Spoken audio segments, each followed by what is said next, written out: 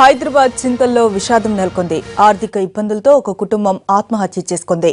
Finance వ్యాపారం చేస్తున్న కేశవరావు, వనజ నష్టాలు రావడంతో కుంగిపోయారు.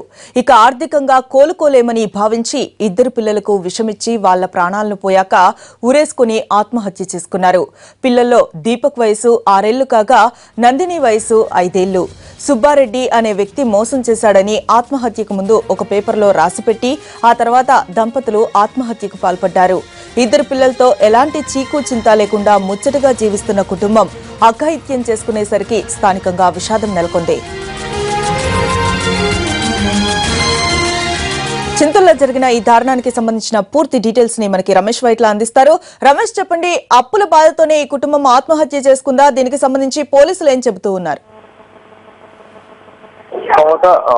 మమతా జీడిమెట్ల పోలీస్ స్టేషన్ పరిధిలోని చింతల్లో విషాదం నెలకొందని చెప్పవచ్చు. వనజ, కేశవరావు అనే దంపతులు 12 ఏళ్ల క్రితం పశ్చిమ బెంగాల్ నుంచి కోల్కతా నుంచి వీళ్ళు ఇక్కడ వలస రావడం జరిగింది. ఇక్కడికి వచ్చిన తర్వాత ప్రైవేట్ కంపెనీలో వీళ్ళు ఉద్యోగం చేస్తున్నారు. అయితే వీళ్ళకు ఇద్దరు పిల్లలు ఉన్నారు, నంది, దీపక్ అని ఇద్దరు పిల్లలు ఉన్నారు. అయితే వీళ్ళు ఒక ప్రైవేట్ ఫైనాన్స్ కూడా చిన్నగా నడుపుతున్నారు. ఇక్కడ స్థానికంగా ఉండే వాళ్ళందరూ కూడా చిన్న చిన్న వడ్డీల వ్యాపారం చేస్తున్నారు. మరోవైపు దీంట్లో పెద్ద మొత్తంలో నష్టాలు ఇటీవల రావడం జరిగింది. మరోవైపు ఏదైతే తీవ్రమైన ఆర్థిక ఇబ్బందులు కావచ్చు, తీవ్రమైన అప్పులు కావచ్చు, లేకుంటే కంపెనీ సంబంధించి ఉద్యోగంలో కొన్ని ప్రాబ్లమ్స్ కావచ్చు, వీటన్ని నేపథ్యంలో ఇవాళ తెల్లవారుజామున ఇద్దరు పిల్లలకి విషయం ఇచ్చి వాళ్ళు చనిపోయిన తర్వాత ఈ దంపతులు ఇద్దరు ఒక్కొక్క గదిలో ఇద్దరు కూడా సూసైడ్ చేసుకోవడం జరిగింది, ఉరివేసుకొని చనిపోయారు. అయితే దీనికి సంబంధించి ప్రస్తుతానికి వీళ్ళకి సంబంధించిన చుట్టుపక్కల వాళ్ళ బంధువులు కూడా చాలా మంది ఉన్నారు. వీళ్ళంతా కూడా పశ్చిమ బెంగాల్ నుంచి వాళ్ళతో వచ్చిన వాళ్ళే.